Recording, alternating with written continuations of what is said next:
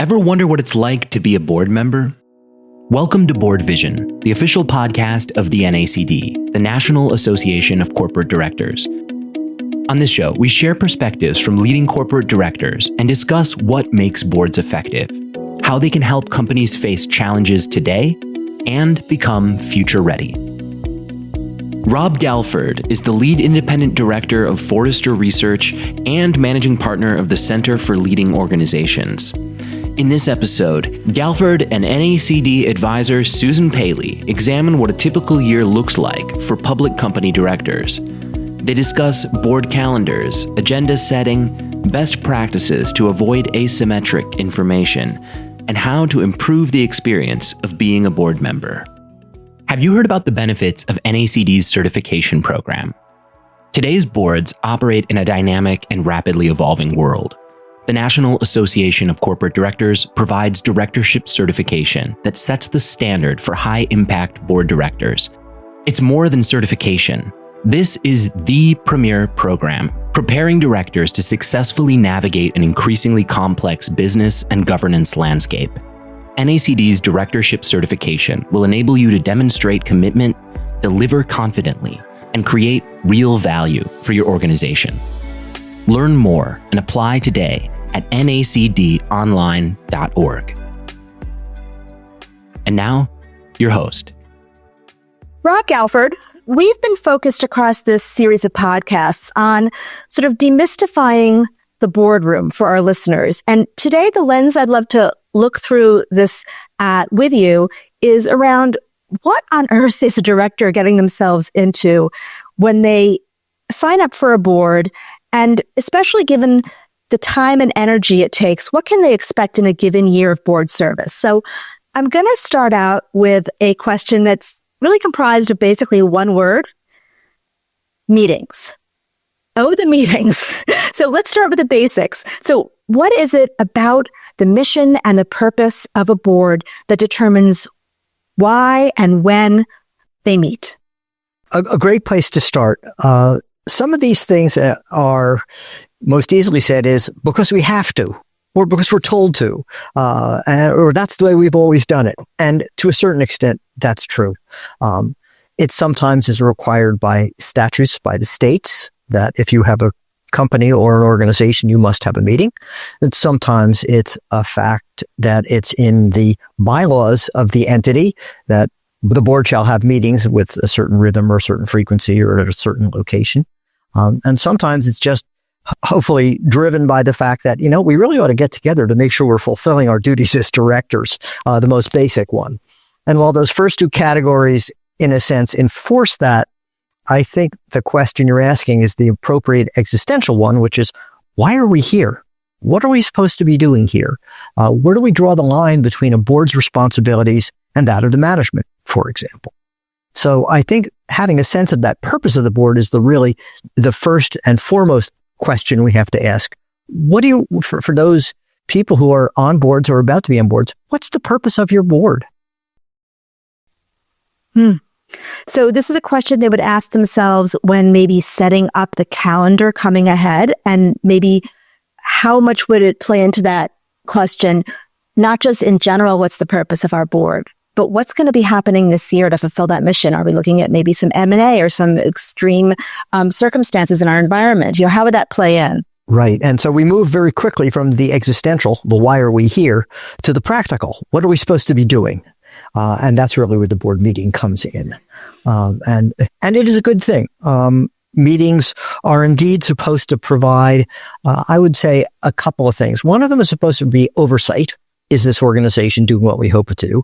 And the other is insight as to how do we make sure the organization is performing at its best, and what can we as directors do in providing that guidance?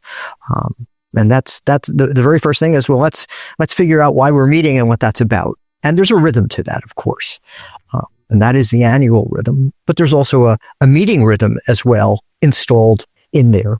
So we've got the annual meetings to deal with the annual rhythms of it.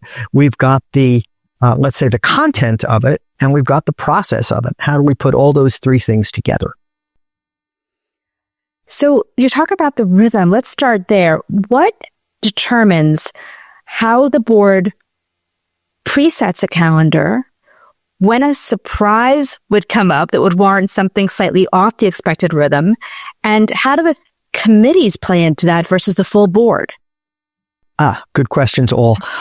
Let's start with, I think the easiest thing to do is to think about this on the basis of, okay, what do we have to do? What are our real obligations? What does the board have to sign off on? What does the board have to approve? And if you're building a calendar, that would be the very first thing you'd be putting in place. And I think about board calendars kind of the way I think about if you had either a calendar for your house, a year in the life of your house, or a year in the life of your family.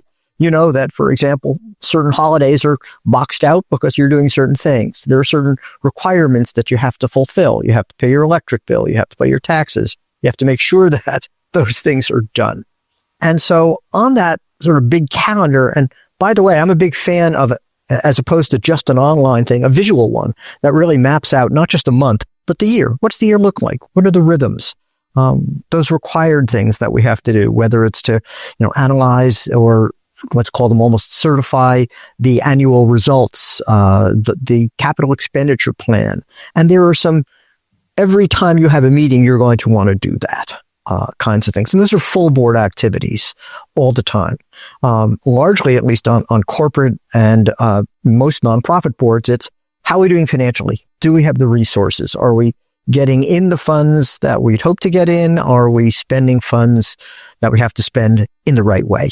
And so that's the very first and foremost thing. And that's the fiduciary duty coming in to say, are we using, the funds of the organization in the most responsible manner? I want to pause you on one quick thing you said before you go on. You said that you advocate using a physical calendar. Are you talking like an old school paper and pen calendar, or do you mean you have a fantastic on-screen system that you want to recommend? Yes and yes. It is one. Certainly Google is your friend. You can, or the internet is your friend. And if you were to type in, send me a sample board calendar or show me a sample board calendar, you'd be, deluged. Thousands of them would appear. And while the on-screen stuff is great, I think there's something visual, something more powerful, I should say, about the visual. Literally, I've sat on boards and seen boards where they provide a kind of a laminated 11 by, 8 by 11 or 11 by 14. So people can't quite destroy it or fold it up. And people, they pin it to an office. They pin it to a book or something like that, just so they can get a sense of what those rhythms look like.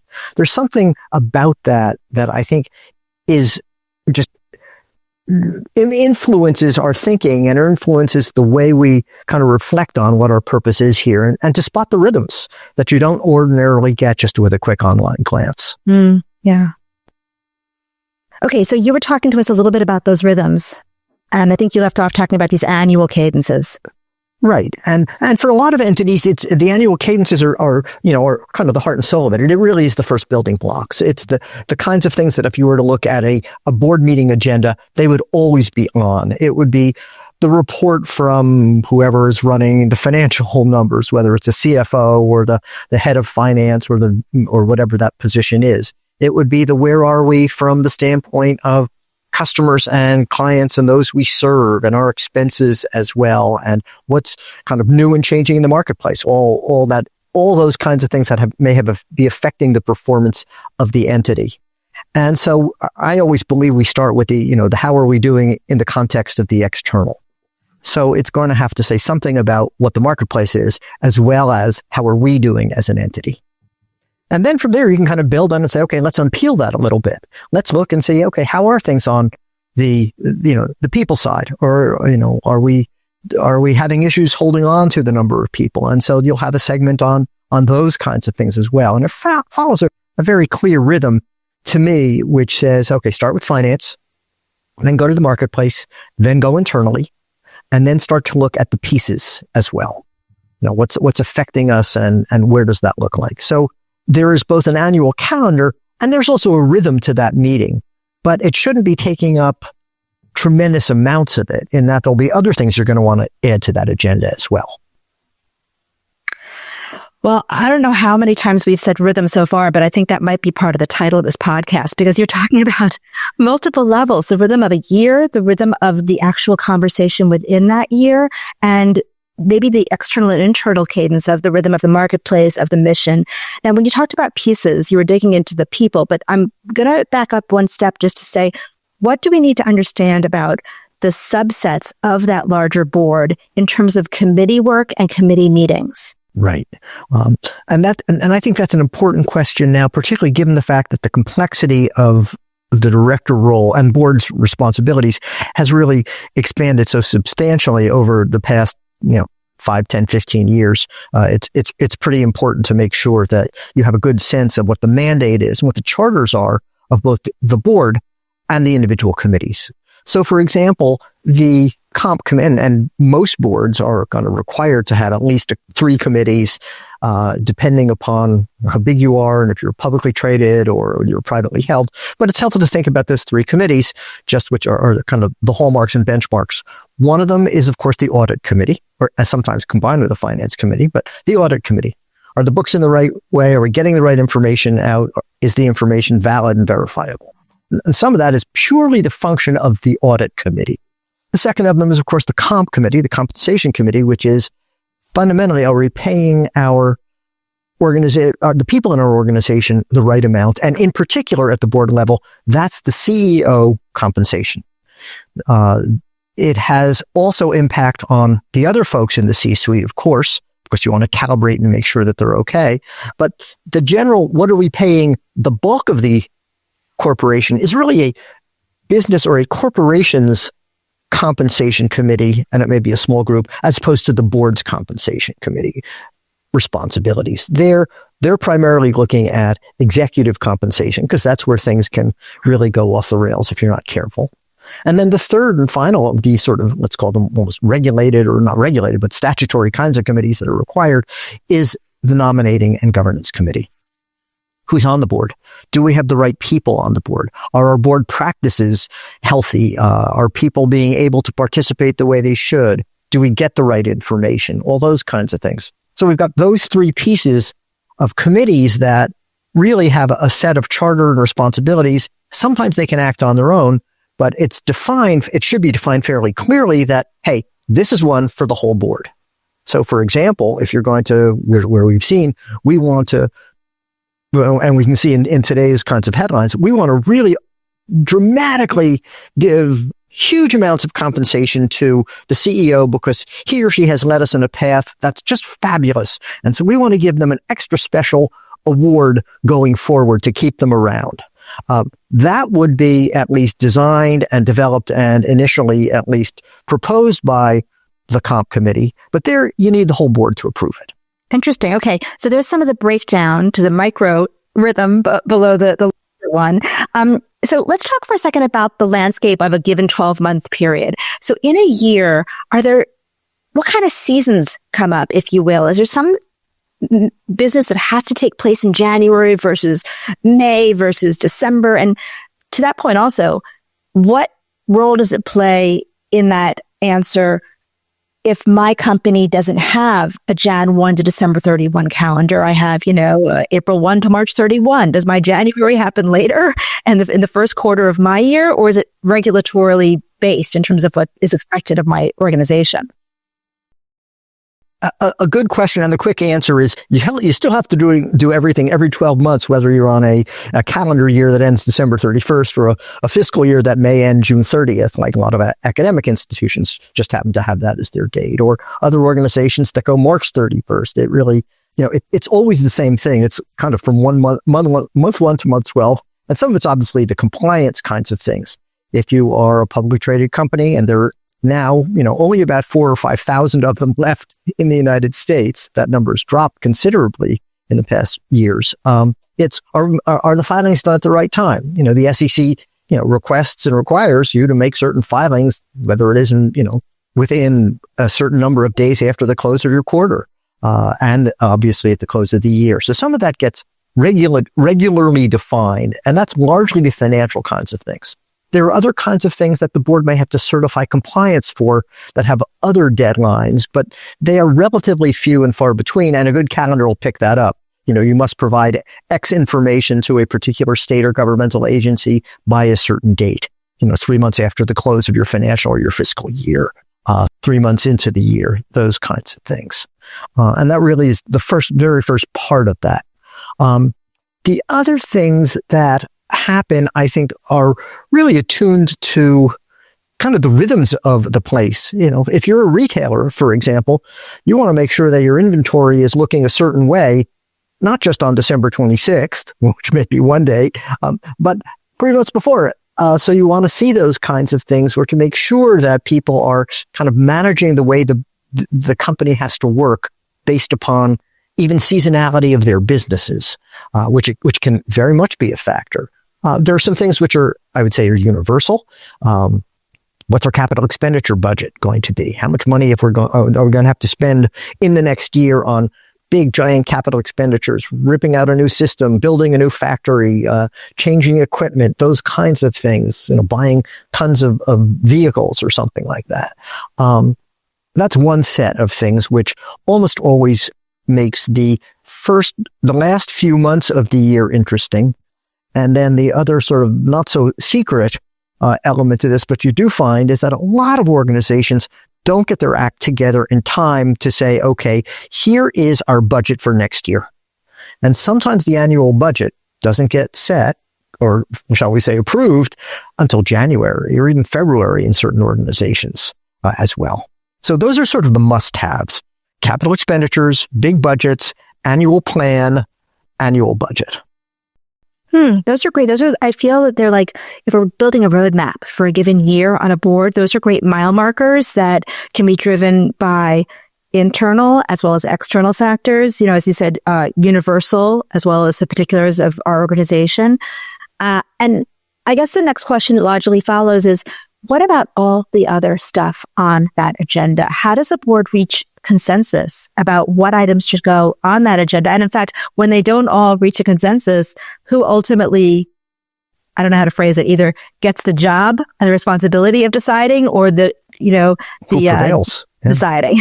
Yeah. It's a who prevails. And that's actually a series of questions.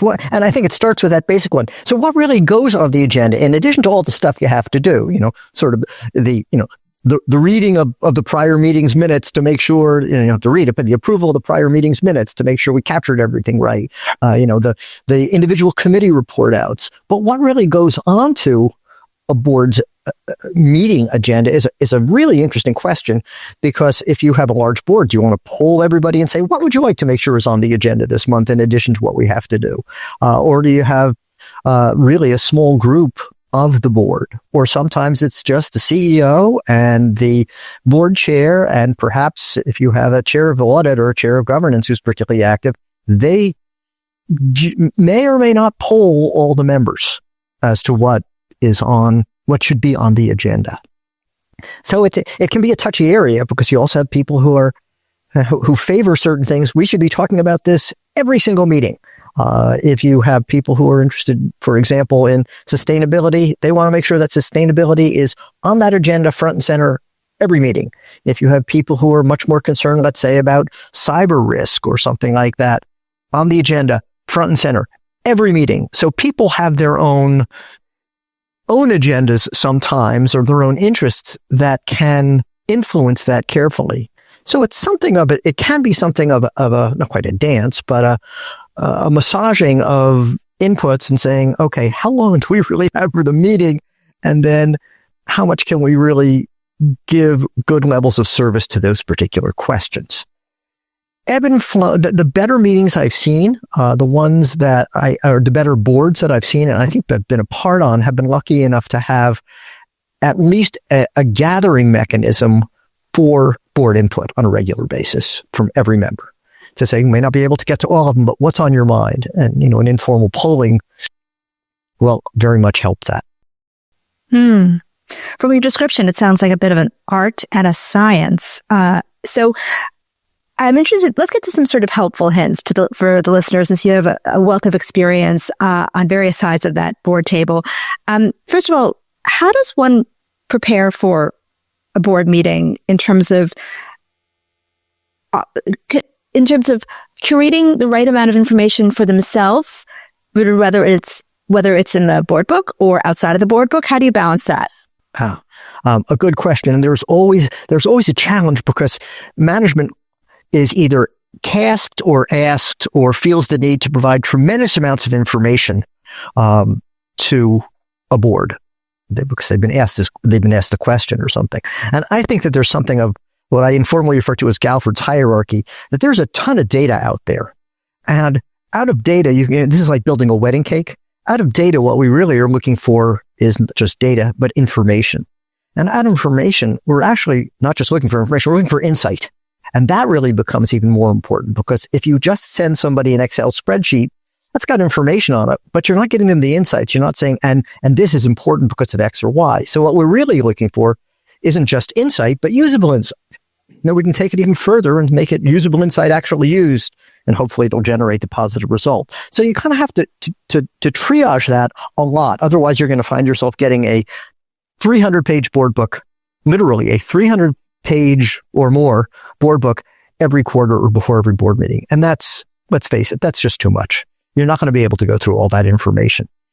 And so you have to be very helpful, I think, to management and to the organization to say, here's what we're looking for, and here's the format. And it can be even limited. I'll tell you, we've seen one where we actually limit it to, we ask you to say this in 5 PowerPoint slides. We'll give you 5 slides, and let's make sure they're legible. And anything else that you think is important has to be, fine, put that in an appendix and call our attention to it. But don't expect us to be able to read. If you have 5 people presenting at a meeting and every one of them has a 20-page slide deck, you got 100 pages to go through. And then you're going to find yourself, if you're not careful, watching them represent all 100 pages in front of you that you've just read, the week before. Oh yeah. From the board members I know and talk to about this, they love that. They love getting the information represented if they've given it already in the board book. So that is indeed that issue that you want to make sure you don't have to deal with. And it can be constant because the management feels that it has to do a good job and it wants the board to know things, and not leave things out. But at the same time, you want to make sure that they get the most important things. So we've used something which we call the 5 lights, which actually does help the board agenda on a year in the life of, because it's helpful to have a practice. And we basically say, look, at a meeting, we want you to tell us highlights, what's going well, lowlights, what's going not so well, headlights, what's on the horizon, spotlights, things that you think we should be looking at more in depth, and then insights. Here's what we're learning. And so if you can put those lights and sights together, you at least have a chance. And you say, you don't have to fill 10 pages with this. You can do this in 2 PowerPoint slides. So being succinct, I think, is one of the things that actually helps people get comfortable with the rhythms, that they're getting the information they need. That's I would say probably 3/4 or so of the battle. The other quarter I would reserve for get your own information. And there, we had a former head, in fact, of the National Association of Corporate Directors, Ken Daly, who used to talk about the asymmetry of information, the difficulties that you have if you are a director and all your information about the company comes from the company. And the people who've prepared it very, very nicely and very honestly for you, but they're not the ones who are equipped to help you understand what else is going on with your competitors. What else are people saying about you? What else are they talking about? Google is your friend again. Google alerts. What are people saying on the company about the company? What are people saying on Glassdoor about what it's like to work there? What the process is like. So yeah, I think it puts a real responsibility on the part of most board members to go out there and seek their own information, not just about their company, but about their competitors as well. Rob, so much goodness there. That was gold. I love the 5 lights. For anyone who grabbed a pen while they were listening, that was, what are your highlights, lowlights, headlights, spotlights, and insights?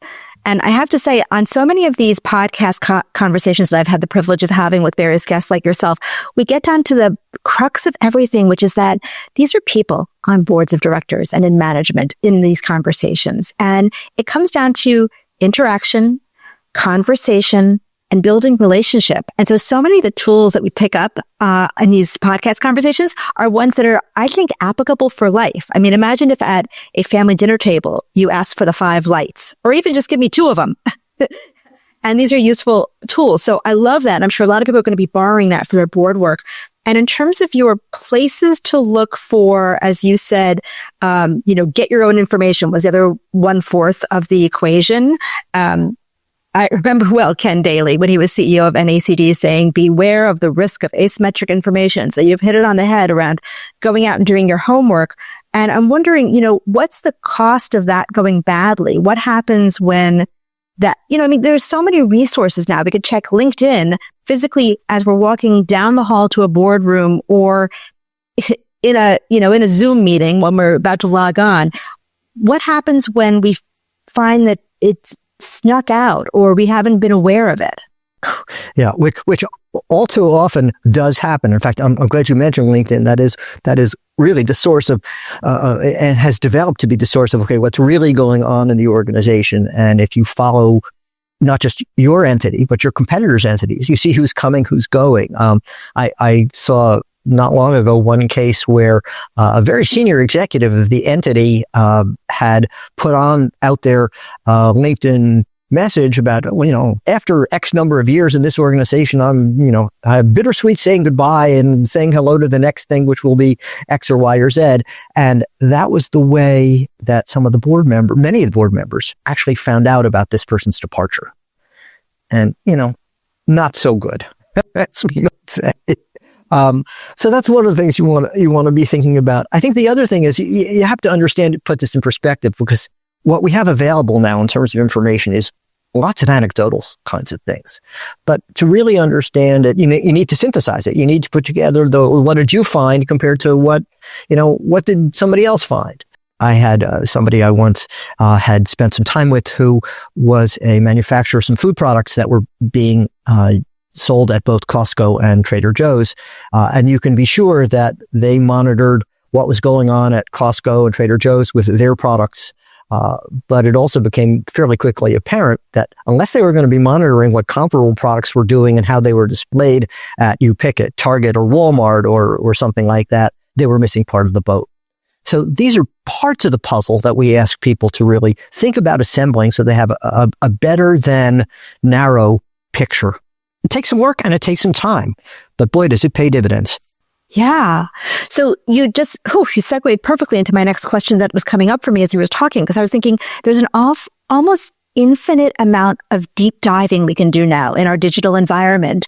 And we could take up every minute of every day across several boards and maybe some executive roles that people have. So while we're on the topic of sort of helpful hints and, Rob Galford's best hacks on how to do this well, how does one, or what would be your advice to somebody from your perspective? How does one juggle and manage having enough time and energy for the meetings themselves, the attention that's deserved to each of these board roles, maybe the executive role as well, the schedules and the deep dives on the side when everyone's calendar is already super tight? How do you prioritize, especially knowing that down the line, you could have an unpredictable crisis that calls upon your time even more at one or more of your boards? It's a good question. I think there's some of the stuff that I think helps us is sort of the fundamental and basic.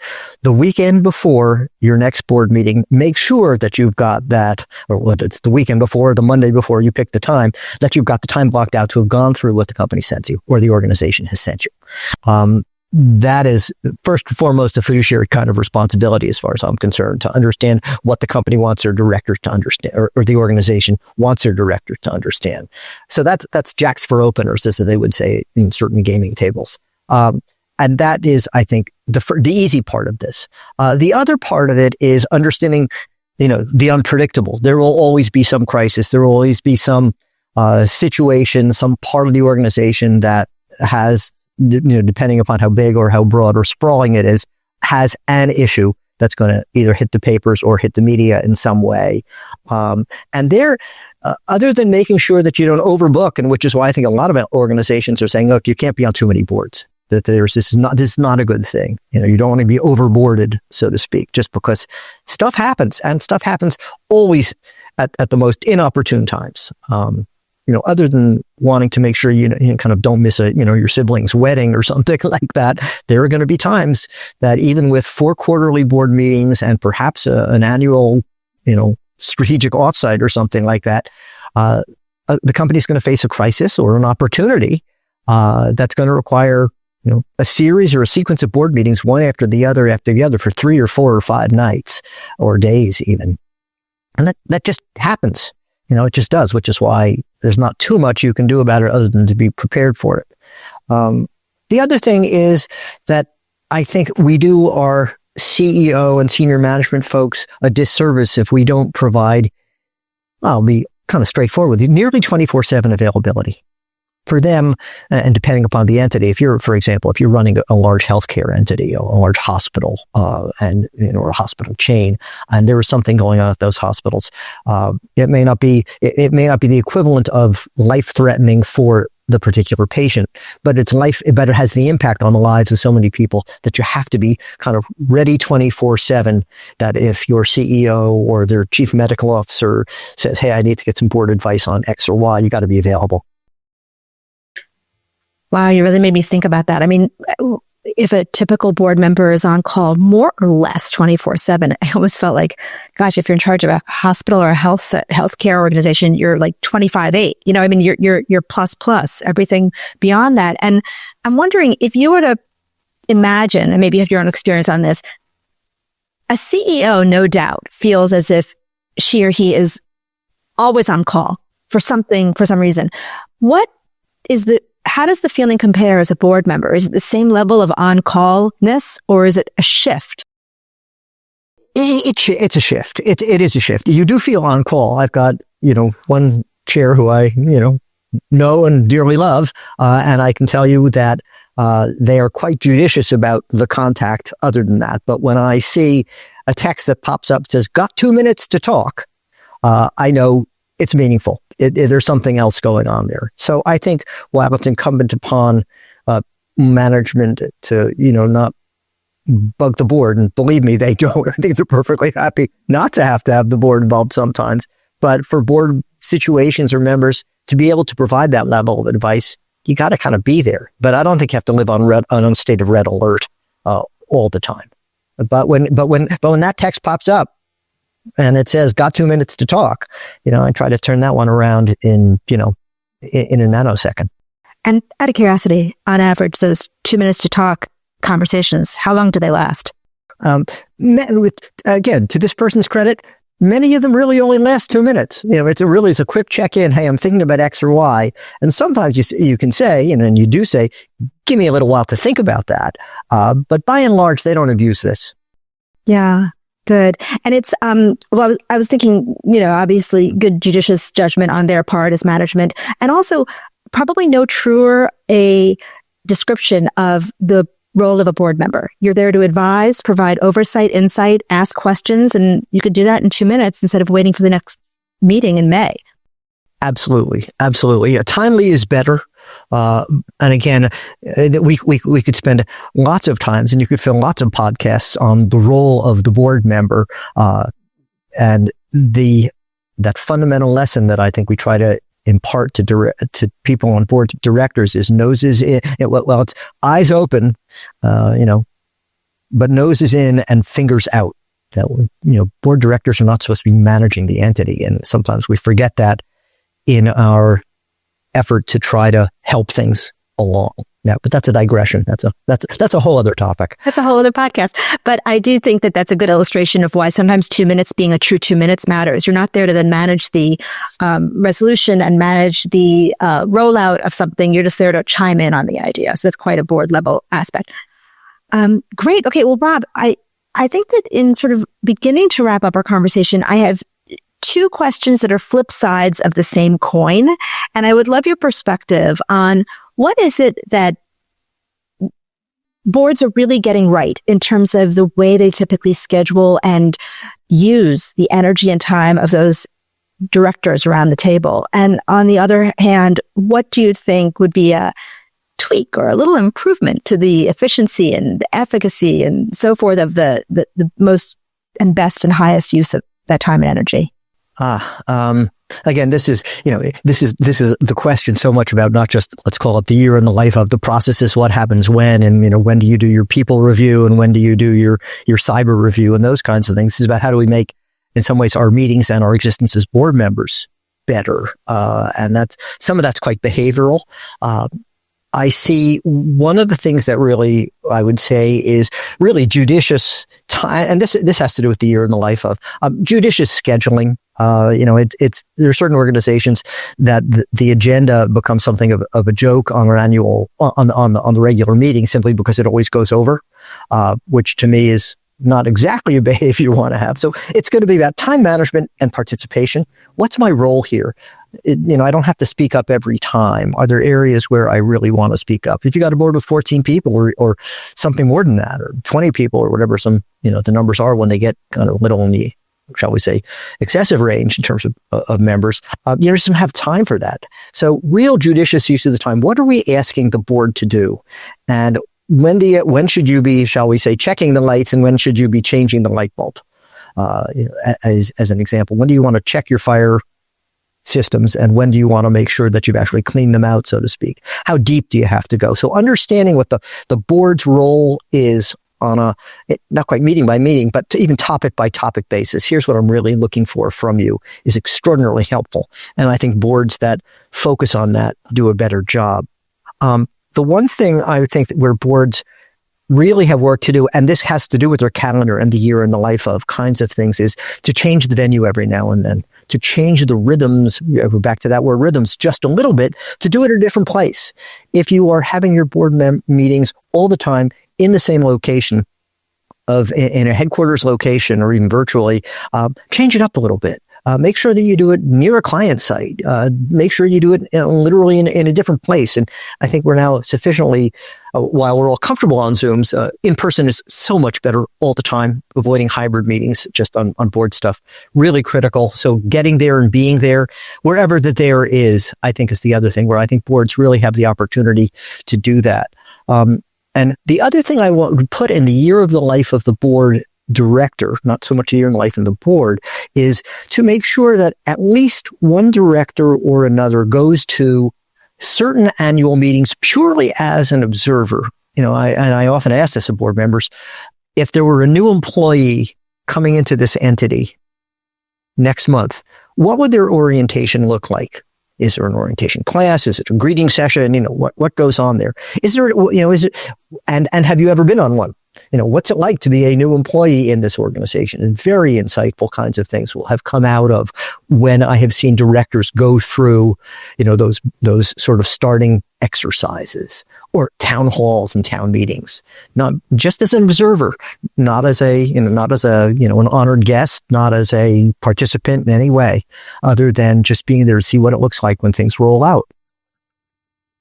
Rob, those are really good gems. I jotted down 3 amazing takeaways that if I were a board member, I would take on board. And I liked your comment about the rhythm, including not just, we always think of it as schedule and time-based and linear, but you added another dimension to the rhythm, which is let's change up the where. It could be in Dallas 4 times and then, California, New York, wherever it may be. So I love the idea of not just maybe geographic locations, but the physical plant. Right. And I'm also going to take home with me your comments. Sometimes we need to just check the lights, and sometimes it's time to change the bulbs. That's a great one. And then your last comment, what an idea. I don't know that I've heard too many board directors doing this, and I'd be curious if any of our listeners and experienced directors have had access to this. Sitting in, fly on the wall, at like a new employee orientation. I don't know how much. It's like the classic issue with an anthropologist, right? That by entering the actual venue, you impact the experience by being there. So how many eyeballs are paying attention to the director in the back of the room versus what's in the front of the room? But it's a great concept. Right. I think, but the anthropological warning is important. You don't want to make sure it alters the society, so to speak, or the venue in any way. But that's doable. You can say he's just here to, So look, spend half the time there and then disappear. Something like that. There are ways around that, I think. Coping mechanisms. Disguises, fake mustaches. Right. Great. Well, Rob, I'm going to take a page from your comments about judicious use of time and time management and wrap us up at a clean break here. And I'm just so grateful for your good advice. Thank you so much for joining us. The pleasure was truly mine. Hope it's useful. That concludes this episode of BoardVision. We hope you enjoyed listening. Please subscribe and join us next time. Until then, visit nacdonline.org to stay informed about the latest resources NACD has to offer, such as memberships, certification, national or chapter events, and our content, including reports, articles, and Directorship Magazine. That's nacdonline.org. Thank you for listening.